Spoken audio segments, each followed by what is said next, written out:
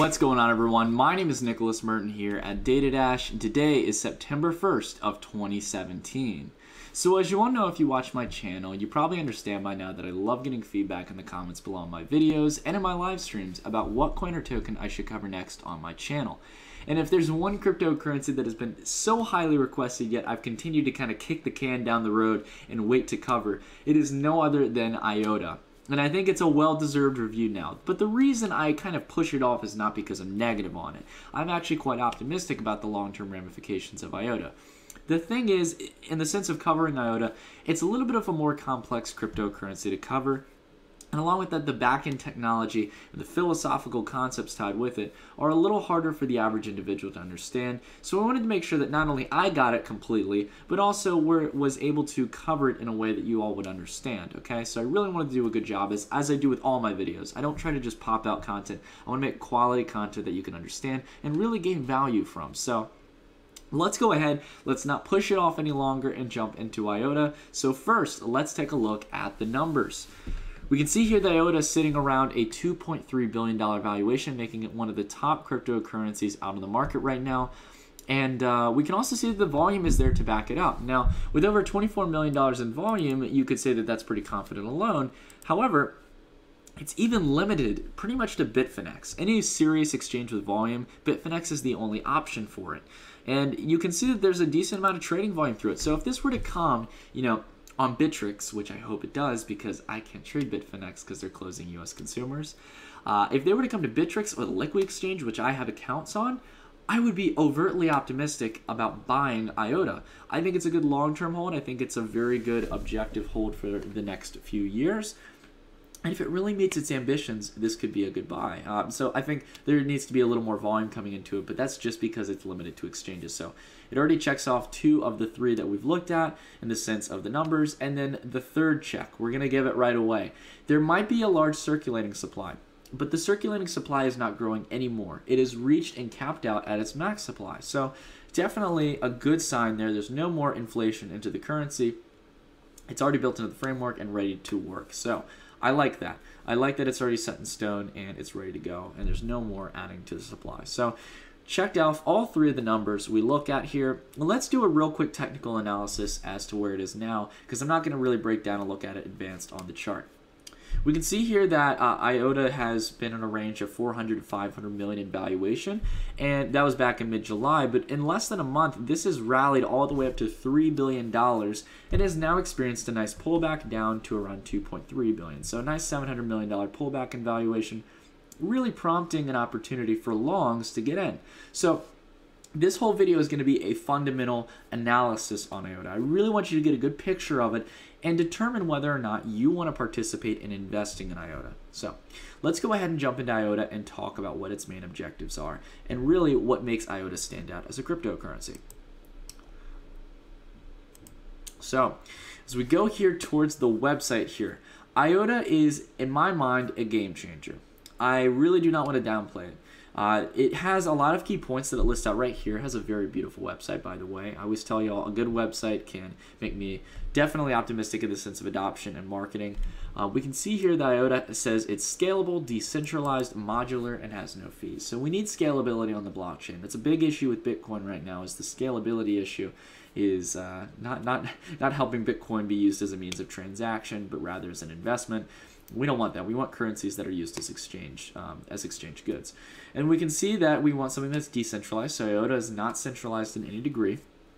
It's modular as well, so it's easy to use, functionable. And then we also have no fees. You heard it right, folks. No fees on IOTA.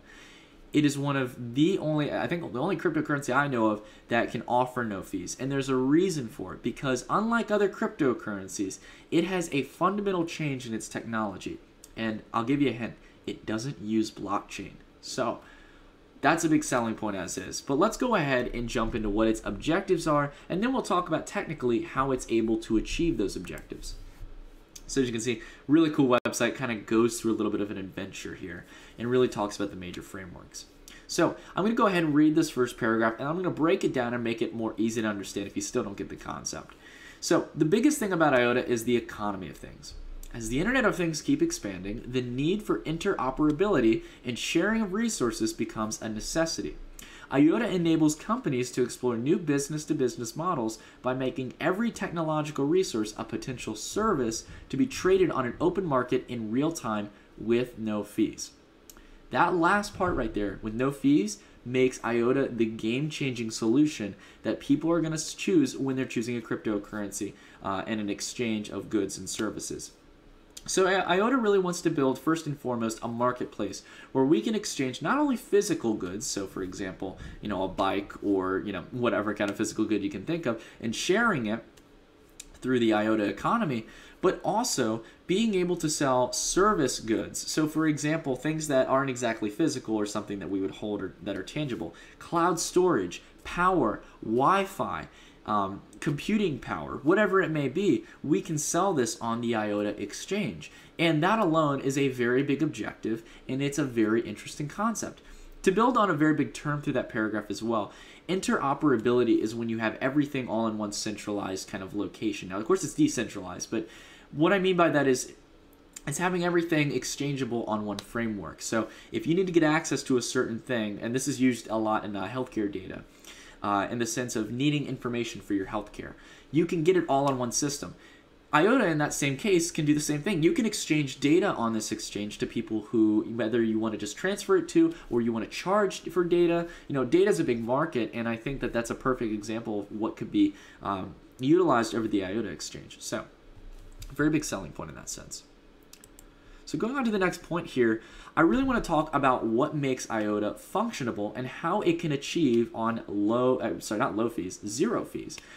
Whereas other cryptocurrencies out there really just kind of rip off of Bitcoin, Litecoin, or other generic cryptocurrencies that have been around for quite some time. They take their core technology and they go out and create their own coin, and they change one or two things and say, oh, we got faster transactions, or, oh, we got encryption, whatever it may be. IOTA does not just take basic blockchain technology from previous projects. It completely changes it. Now, whether you agree at this price level it is worth a buy, no matter what, it's a game changer. It fundamentally is. They use something known as the Tangle Ledger. So whereas blockchain is a ledger for other cryptocurrencies, the Tangle Ledger has a different system in place to where it can do zero transaction fees when it makes a transaction. So before I get into the very extensive detailed stuff at the end, which is really the biggest selling point of IOTA, so I want to close it off with that, I want to summarize. The Tangle Ledger itself, in general, instead of charging you fees for transactions like on other blockchain-based cryptocurrencies, we see that on IOTA, in order to send off a transaction, you have to participate in confirming 2 transactions. So that is how it works without transaction fees. And we'll talk a little bit more about that later on as we go through. So the Tangle framework here, it's built of multiple layers. It's a very efficient, lightweight, and scalable form of transactions. It is not the blockchain. It is very different, and you can read into the white paper. I don't really have the time to go into each and every layer, but I will say that it is definitely a selling point of IOTA. It is the biggest faction that changes everything. It's the biggest fraction of IOTA that really does serve as a game changer. If we go down here, though, it goes on again about microtransactions being one of the biggest selling points here. The thing about a lot of blockchain technology, not only has it kept transactions cheaper, but there's one big limit to it: sending microtransactions. And this is going to be a very big selling point for something that IOTA eventually wants to be, which is a machine learning based economy. And we'll talk a little bit about that later on. But basically speaking, it's a very philosophical concept. You really have to get that when you're thinking about microtransactions. Think about entire economies where we have artificial intelligence communicating back and forth, all these different machines and robots making communications to one another, doing services, doing tasks, and transacting IOTA.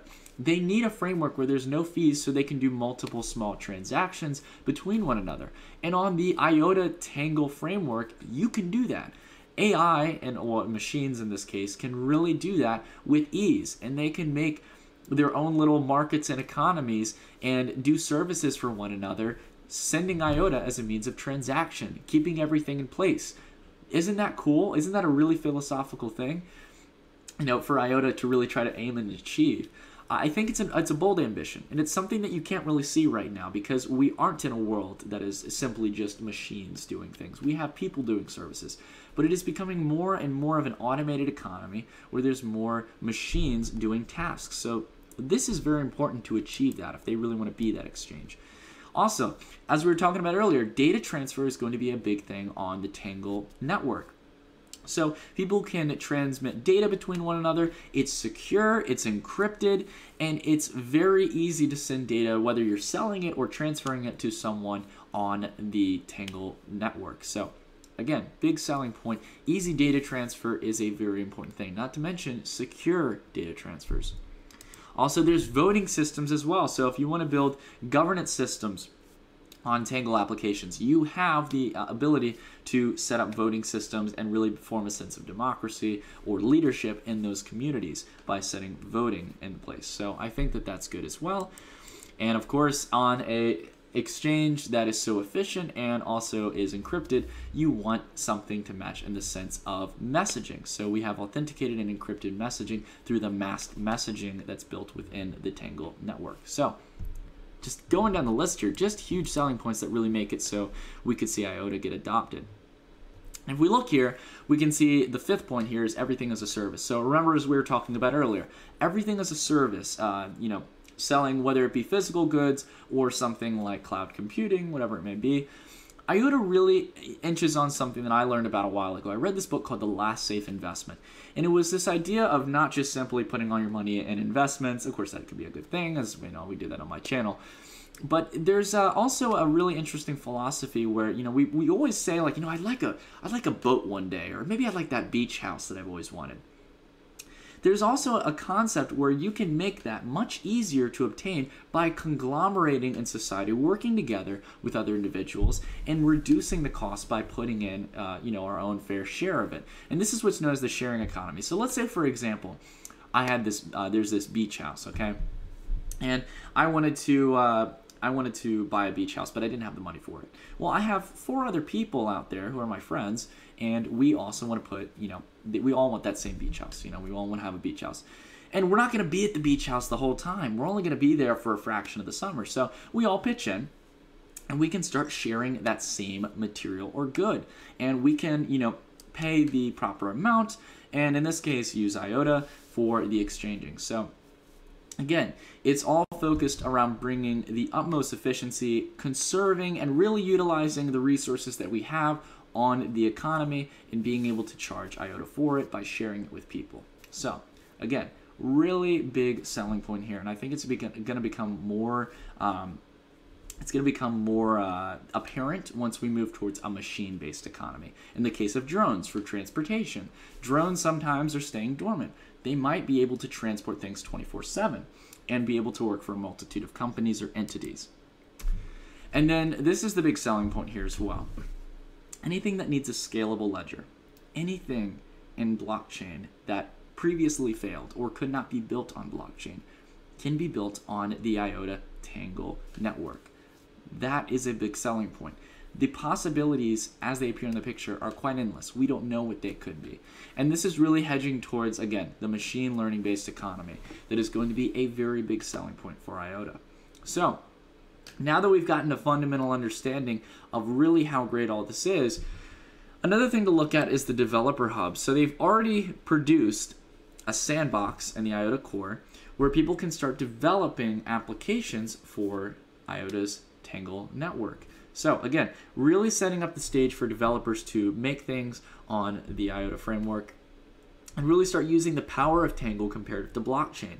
So you can see all kinds of things here: machine payments, data security, smart contracts, automated smart contracts. So again, machines communicating against one another, running smart contracts, making transactions, just all really cool stuff. There's also developer tutorials. And again, you've got libraries for how to program in JavaScript and Python.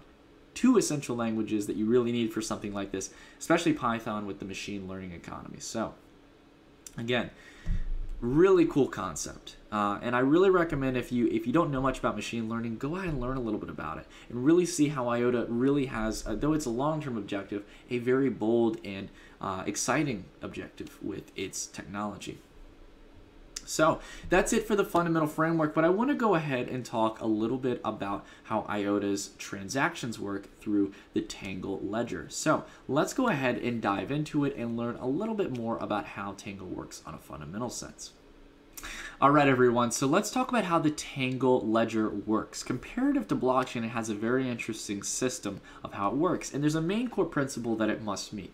The Tangle ledger requires that with each transaction sent off to the Tangle ledger, it needs to confirm 2 prior transactions. So as you can see here, we have 4 different circles on the screen, each representing a transaction. So we see this one confirming this transaction confirming this one confirming this transaction, and this one confirming this transaction. So they've all met 50% of their requirements at first visual glance. However, what if I told you right now that each of these have already met their quota in the sense of confirming 2 transactions? Now, how does that work?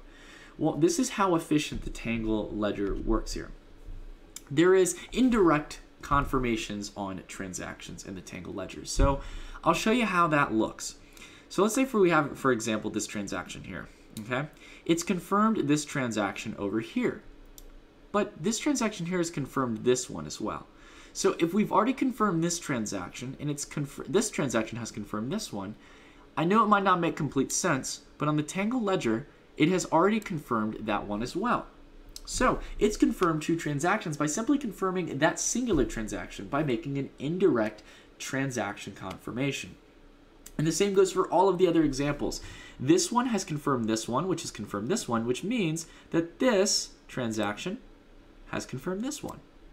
And the same goes on and on and on around. So we can make the same one over here, seeing as this transaction has confirmed this one, and this one is being confirmed by this one. We can drag an arrow over, to the other side. And the same goes for over here for this one.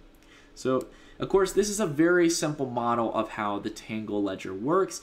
It's usually a big integrated network, a lot more complex, but this is just an easy way to understand how the dual transaction confirmations work and how you can do indirect that takes up half of that time. So, again, cutting down on the need for fees, making things quick and efficient, and it really shows a revolution in how transactions can work comparative to the blockchain.